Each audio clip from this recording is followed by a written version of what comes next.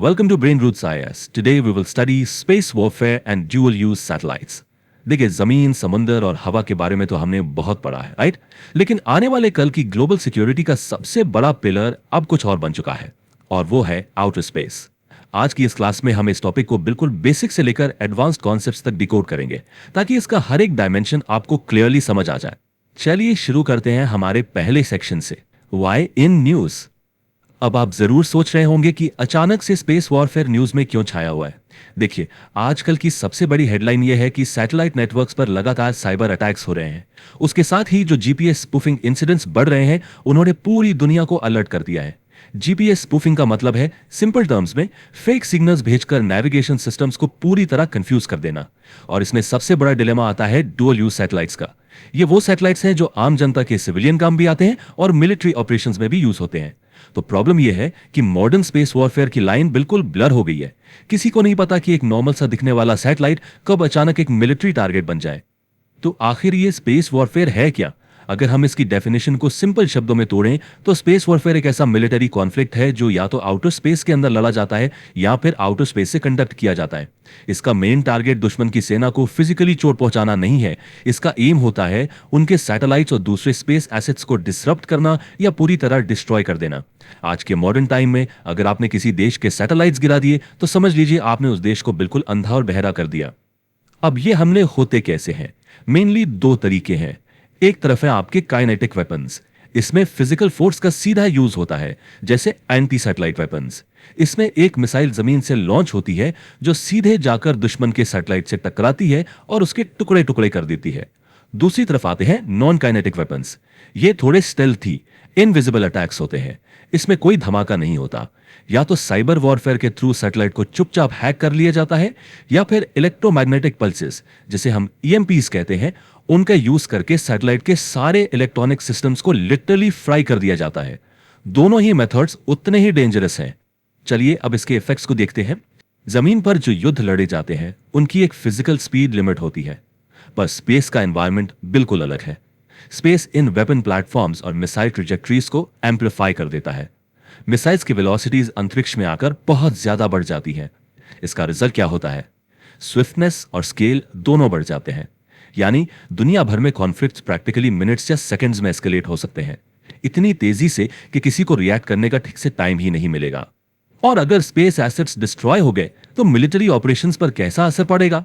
सबसे पहले distant drone operations पूरी तरह इंपेयर हो जाएंगे, क्योंकि ड्रोन्स तो सैटेलाइट्स के थ्रू ही ऑपरेट होते हैं।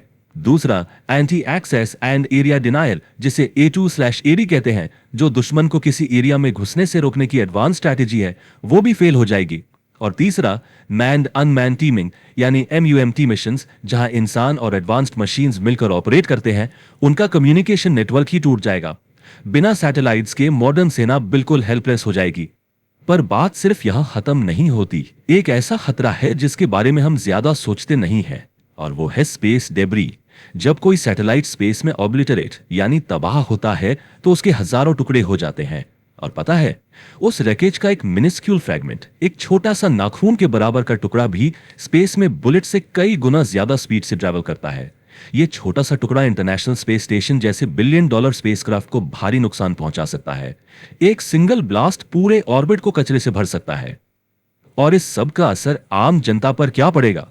यह सबसे जरूरी पॉइंट है। जमीन पर हमारी नॉर्मल जिंदगी एक तरह से रुक जाएगी। इसेंशियल सर्विसेज पूरी तरह डिसरप्ट हो जाएंगे। हमारे फोन के जीपीएस सिस्टम्स बंद हो जाएंगे। बैंकिंग नेटवर्क्स, जो हर ट्रांजैक्शन के लिए सैटेलाइट सिग्नल्स पर डिपेंड करते हैं, वो क्रैश कर जाएंगे। और पावर ग्रिड्स फेल हो सकते हैं, जिसके कारण पूरे के पूरे शहरों में मैसिव ब्लैकआउट्स आ सकते हैं। मतलब अटैक स्पेस में होगा और उसका असर सीधे हमारे घरों में दिखेगा। तो अब सोल्यूशन क्या है?